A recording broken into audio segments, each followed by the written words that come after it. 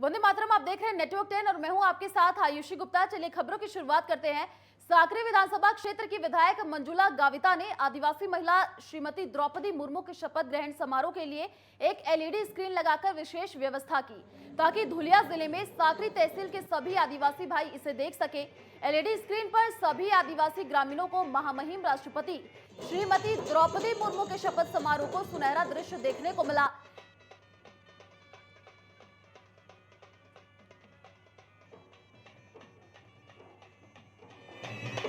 हमारे हिंदुस्तान में, भारतवर्ष में बहुत ये दिन महत्वपूर्ण अहमियत रखता है।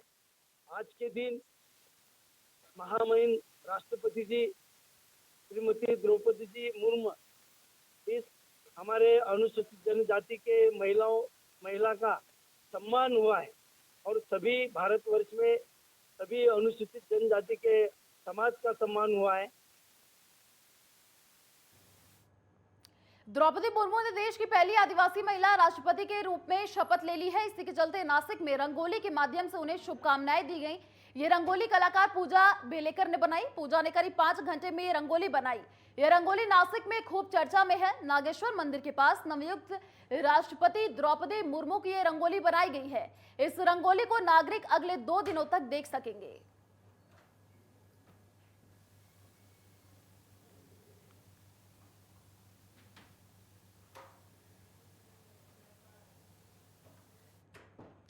पुणे जिले के इंदापुर तालुका के कबनवाड़ी में एक प्रशिक्षण विमान गिर गया। इस हादसे में लड़की पायलट घायल हो गई है।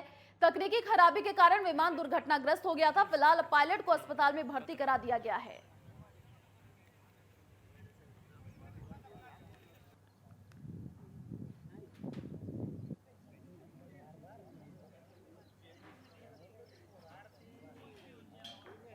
तो पुणे जिले के इंदापुर तालुका के कड़बनवाड़ी में एक प्रशिक्षण विमान गिर गया। इस हादसे में लड़की पायलट घायल हो गई। तकनीकी खराबी के कारण ये विमान दुर्घटनाग्रस्त हो गया। आपको बता दें कि पायलट को अस्पताल में फिलहाल अभी भर्ती करा दिया गया है।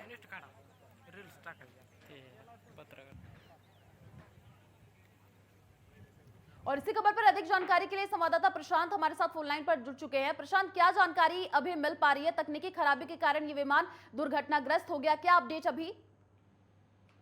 पुणे जिले के कड़बनवाड़ी एक गांव में क्षेत्र में एक प्लेन गिरा पड़ा था।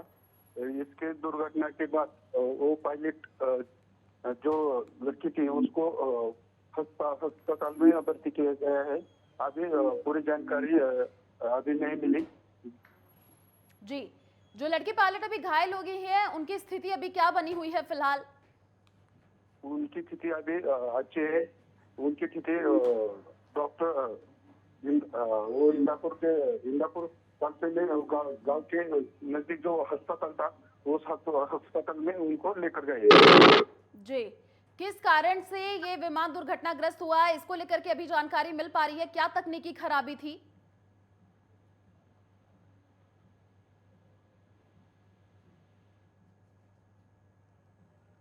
चलिए, शुक्रिया प्रशांत तमाम जानकारी साझा करने के लिए। खबर नांदेड़ से है, जहां उत्तर विधानसभा क्षेत्र के विधायक बालाजी कल्याणकर और हिंगोली के सांसद हेमंत पाटिल एकनाथ शिंदे के गुट में शामिल हो गए हैं, जिस पर शिवसेना के पदाधिकारियों ने नाराजगी जाहिर की है और कहा है कि आने वाले समय में हिसाब लिया जाएगा। दरअसल वजीराबाद क्षेत्र में रविवार को वफादार शिव सैनिकों की बैठक का आयोजन किया गया, जिसमें संयुक्त संपर्क प्रमुख प्रकाश मरावर, उप जिला प्रमुख पप्पू जाधव, पूर्व विधायक अनुसैया खड़ेरकर, महेश खड़ेरकर, तुलजेश यादव और शिव सैनिकों ने अपनी बातें रखी और नाराजगी जाहिर की। राज्यमंत्र्यांना 100 कोटी दिले, कॅबिनेट मंत्र्यांना 150 कोटी दिले, टोटल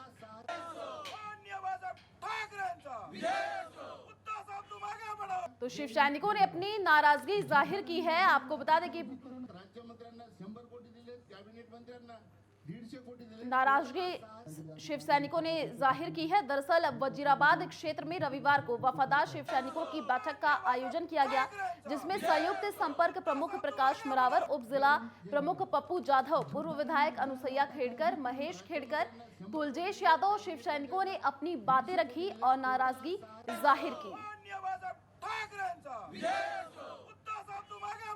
जय हिंद। जय महाराष्ट्र. गद्दारांबद्दल आता काळजी करून राज्यमंत्र्यांना 100 कोटी दिले, कॅबिनेट मंत्र्यांना.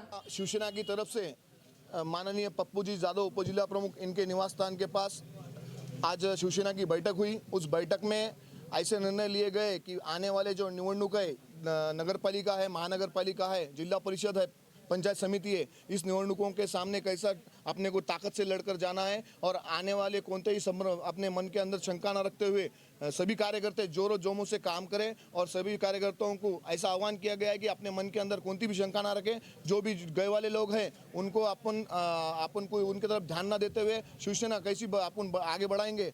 उपजिला प्रमुख पप्पू यादव इनके घर पर निष्ठावंत कार्यकर्ता जो है उनकी बैठक ली गई और इस बैठक में जो हुआ है, जिस तरह से महाराष्ट्र का राजकारण किया गया है उद्धव साहब के विरोध में, वो पूरा भारत देश देखा है। महाराष्ट्र की जनता भी इससे पूरी तरह से वाकिफ हो चुकी है कि ये एक इतिहास में जो गद्दारी नहीं हुई होगी उससे बढ़कर ये गद्दारी जो की गई है, तो इससे कोई शिवसैनिक डगमगाया नहीं है। हम वहीं पर है, हम उद्धव साहब के साथ में ही है और जो शिवसेना शून्य में से निकलकर संघर्ष से तैयार हुई है, वही शिवसेना को हमको आगे बढ़ाने का है। और इसी खबर पर अधिक जानकारी के लिए संवाददाता संगरत्न हमारे साथ फोन लाइन पर जुड़ चुके हैं। जी संगरत्न, देखिए एकनाथ शिंदे गुट में कुछ सांसद जो शामिल हो चुके हैं, अब इसके बाद से शिवसेना के पदाधिकारियों ने नाराजगी जाहिर की है, क्या अभी जानकारी? जी हेलो जी, आपकी आवाज आ रही है। यहाँ के विधायक बालाजी कल्याणकर जो है वो शिंदे गुट में शामिल होने के बाद काफी दिनों से चर्चा थी कि हिंगोली और नांदेड़ के सांसद हेमंत पाटिल भी शिंदे गुट में शामिल होंगे। राष्ट्रपति के चुनाव के एक दिन बाद उन्होंने शिंदे गुट में ज्वाइन होने के बाद यहाँ के निष्ठावंत शिवसैनिकों ने बैठक लेके हर घर जाके शिवसेना की ताकत बढ़ाने का निर्णय यहाँ लिया है। उसके बाद यहाँ जो प्रतिज्ञा पत्र है उनसे शिवसेना के पदाधिकारियों से लिए जा रहे हैं। हम एकनिष्ठ पदाधिकारी है बल्कि, और शिवसेना की ताकत बढ़ाने का निर्णय उन्होंने बैठक में लिया है। जी देखिए, लगातार सांसद शामिल होते जा रहे एकनाथ शिंदे गुट में, इसको लेकर के अब शिव सैनिकों की बैठक भी आयोजित की गई है, क्या अभी और अपडेट? जी अभी तो नहीं है, लेकिन शिवसेना के काफी निष्ठावंत कार्यकर्ता जो अभी भी गांव कस्बों में जाके शिवसेना के उद्धव ठाकरे का निर्णय का समर्थन करते हुए बाकी लोगों से बात करके शिवसेना की ताकत बढ़ाने का काम जोरों से नांदेड़ जिला और हिंगोली जिले में चालू है। जी देखिए, लगातार समझाइश की जा रही है जितने भी शिव सैनिक के पदाधिकारी लोग हैं, तो क्या लगता है अभी कोई कयास लग रहे हैं कि कोई और भी शिव सैनिक के पदाधिकारी शामिल हो सकते हैं एकनाथ शिंदे गुट में?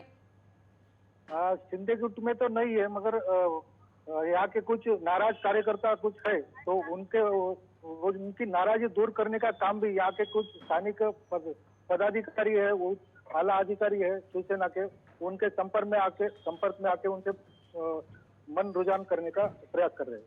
जी चलिए, शुक्रिया तमाम जानकारी साझा करने के लिए। अमरावती के ऊपरी वर्धा बांध में पानी लगातार बढ़ रहा है, इसलिए पिछले 3 दिनों से अपर वर्धा के 13 गेटों से लगातार पानी छोड़ा जा रहा है। वर्तमान में बांध में 81% जल संग्रहण है। जल संग्रहण बढ़ने से बांध के 13 गेट 100 सेमी से खोल दिए गए हैं। वहीं रात में ऊपरी वर्धा बांध में आकर्षक रोशनी से जगमगाता दिखाई दिया।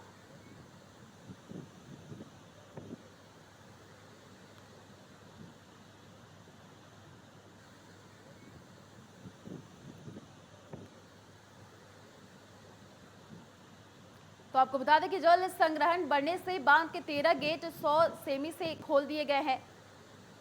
वर्तमान में बांध में 81% जल संग्रहण है। तो ये जानकारी 3 दिनों से अपर वर्धा के 13 गेटों से लगातार पानी छोड़ा जा रहा है। तो अमरावती के ऊपरी वर्धा बांध में पानी लगातार बढ़ रहा है, इसलिए पिछले 3 दिनों से अपर वर्धा के 13 गेटों से लगातार पानी छोड़ा जा रहा है। वर्तमान में बांध में 81% जल संग्रहण है। जल संग्रहण बढ़ने से बांध के 13 गेट 100 सेमी से खोल दिए गए हैं। वहीं रात में ऊपरी वर्धा बांध से आकर्षक रोशनी से जगमगाता दिखाई दिया।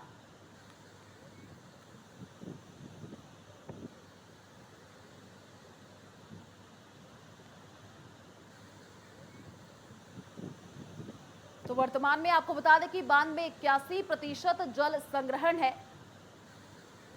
इसलिए पिछले 3 दिनों से अपर वर्धा के 13 गेटों से लगातार पानी छोड़ा जा रहा है। वर्धा बांध में पानी लगातार बढ़ रहा है।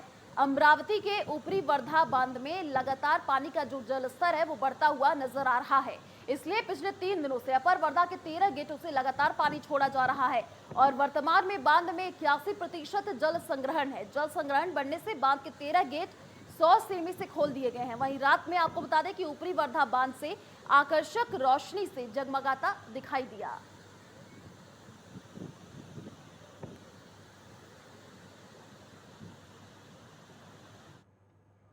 चलिए रुकते एक छोटे से ब्रेक के लिए, जल्द लौटेंगे।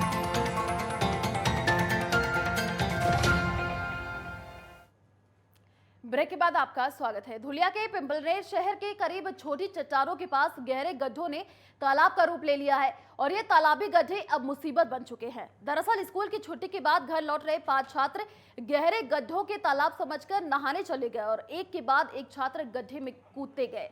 ऐसे 3 बच्चे गड्ढे में कूद गए और डूबने लगे।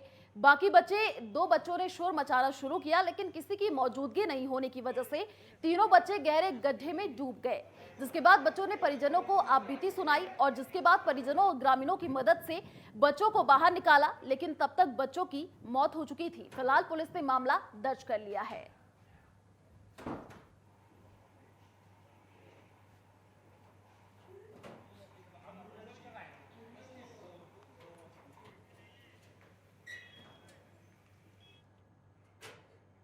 एक साइबर कैफे संचालक ने 2 छात्रों को नीट परीक्षा का ऑनलाइन फॉर्म दिया, लेकिन परीक्षा के दौरान जब छात्र परीक्षा केंद्र पर पहुंचे तो उन्हें परीक्षा नहीं देने दी, क्योंकि बच्चों ने ऑनलाइन फॉर्म भरा था, उसका हॉल टिकट फर्जी था, जिसके बाद बच्चों को बिना परीक्षा दिए ही वापस लौटना पड़ा। बच्चों ने ठगी का एहसास होते हुए यवतमाल पुलिस से माली की शिकायत की। छात्रों के मुताबिक उन्होंने फॉर्म भरने के लिए 1700 रुपए का भुगतान किया है। यवतमाल शहर के पिंपलगांव इलाके के कानन साइबर कैफे संचालक ने रसीद और परीक्षा हॉल टिकट भी दिया। इस मामले की शिकायत मिलने के बाद से पूरे इलाके में हड़कंप मच गया है। फिलहाल पुलिस इस पूरे मामले की तलाश में जुट गई है।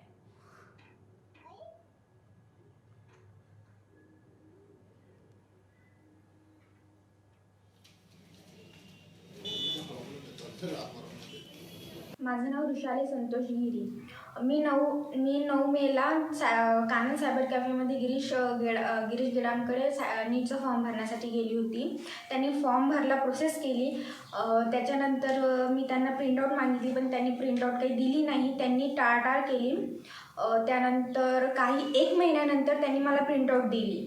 त्याच्यानंतर मग नीट 12 जुलैला नीटची हॉल तिकीट आली ऑनलाईन. जेव्हा ऑनलाईन चेक केली तेव्हा बर्थडे आणि ॲप्लिकेशन नंबर मागितले, टाकलं तर इनव्हॅलिड दाखवलं सगळं. त्यांना हे कळवलं, पण त्यांनी म्हणे की इंटरनेटचा प्रॉब्लेम आहे असं तसं वगैरे सांगितले. कानन सायबर कॅफे इथून माझा नीटचा फॉर्म भरला होता. त्यांनी मला माझी हॉल तिकीट दिली, फॉर्म वगैरे भरून घेतला. 17 तारखेला माझा पेपर असल्यामुळे मी पोद्दारे सेंटरमध्ये गेली आणि तिथे गेल्यावर मला पेपर देता आला नाही. तिथे गेल्यावर असं माहिती पडलं की माझे पूर्ण जे कागदपत्र आहेत ते फेक आहे. माझं कुठलाही एव्हिडन्स हा अपलोड केलेला नाही आहे. त्यामुळे असे कळल्याबरोबरच मी पोलिसांना तक्रार केली आहे. देश आजादी का अमृत महोत्सव मना रहा है, लेकिन गोंदिया जिले के देवरी तहसील का एक गांव विकास से कोसों दूर है। आजादी को 75 साल हो गए हैं, लेकिन चुंबली गांव वासियों को अभी तक पक्की सड़क और नदी पार करने के लिए पुल तक नहीं मिले हैं। यहाँ के लोगों को आज भी नाव से यात्रा करनी पड़ती है। चुंबली गांव में 65 घर हैं और वहां 350 से अधिक लोग रह रहे हैं। मामले की सूचना मिलते ही जिलाधिकारी ने 4 किलोमीटर तक पैदल गांव का निरीक्षण किया और ग्रामीणों का हालचाल जाना और ग्रामीणों को आश्वासन दिया है कि अगले कुछ दिनों में इस नदी पर पुल का निर्माण कर दिया जाएगा।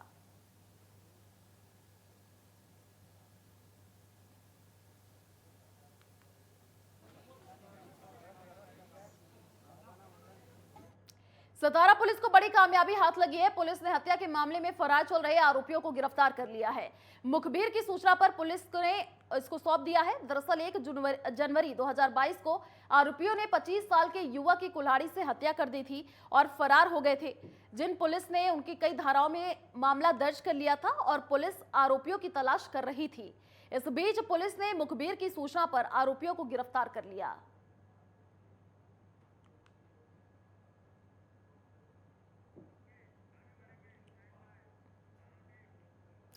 बीड के केस तालुका में किसानों ने ड्रोन की मदद से खेती में कीटनाशकों का छिड़काव किया। दरअसल खेती के काम के लिए मजदूर मिलना मुश्किल हो गया है। इसी के चलते किसानों को कृषि कार्य और दूरस्थ जुताई और श्रम कार्य के लिए श्रम नहीं मिलता है।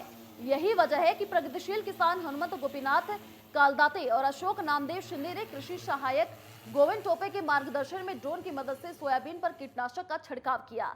क्षेत्र के कई ग्रामीण और किसान ड्रोन से चल रहे सोयाबीन के छिड़काव को देखने के लिए मौजूद रहे।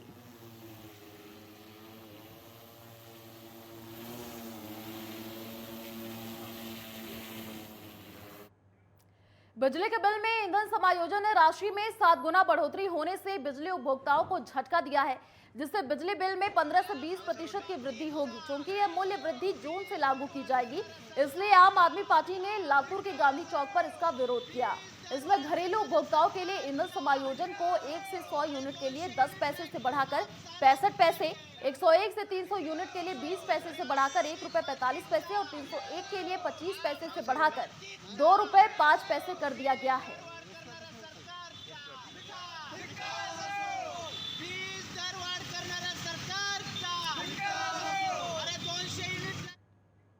नासिक मोटरसाइकिल चोरी और चैन स्नैचिंग के मामले बढ़ते जा रहे हैं, जिन्हें रोकने के लिए नासिक पुलिस कमिश्नर जयंत नाइक नवरे ने स्पेशल टीम बनाकर एक अभियान चलाया और चोरों को पकड़ने की मुहिम और तेज कर दी है, जिसमें वरिष्ठ अधिकारियों ने एक स्पेशल टीम का गठन कर 4 आरोपियों को हिरासत में ले लिया, जिनके पास से चोरी की 10 मोटरसाइकिल, मोबाइल और चोरी के गहने समेत कुल मिलाकर 2,50,000 रुपए का माल जब्त किया गया है।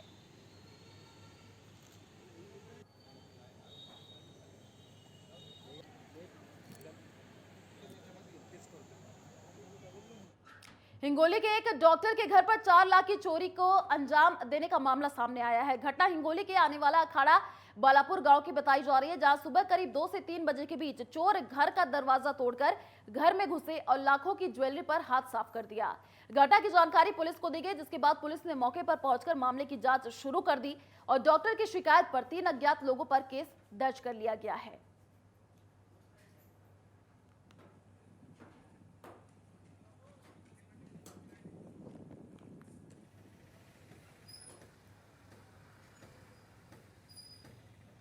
तो डॉक्टर की शिकायत पर 3 अज्ञात लोगों पर फिलहाल केस दर्ज कर लिया गया है।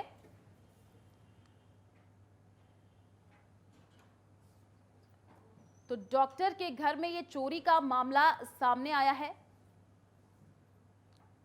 घटना हिंगोली के आने वाला अखाड़ा बालापुरा गांव की बताई जा रही है, जहां पर डॉक्टर के घर पर 4 लाख की चोरी को अंजाम दिया गया।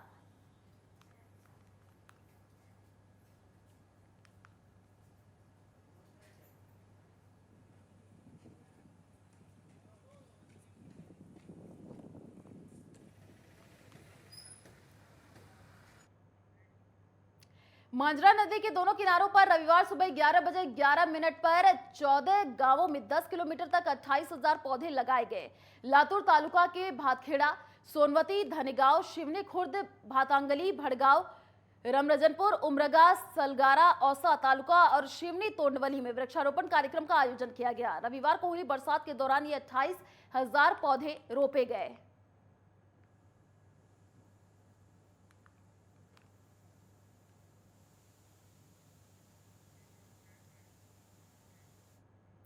गोंदिया के सड़क अर्जुनी वन प्रभाग के वन अधिकारी और नागपुर वन विभाग के माध्यम से एक संयुक्त अभियान चलाया गया, जिसमें और बिल्ली की खाल बेचने वाले गैंग के सदस्यों को गिरफ्तार किया गया है। इस गैंग के 7 सदस्यों को वन विभाग ने पकड़ा है। दरअसल गुप्त सूचना के आधार पर इस कार्रवाई को अंजाम दिया गया। गिरोह को पकड़ने के लिए जाल बिछाया गया और खजरी गांव में व्यापार करने का निर्णय लिया गया, जिसके बाद सड़क अर्जुनी क्षेत्र के कर्मचारियों ने खजरी गांव से आरोपियों को गिरफ्तार किया।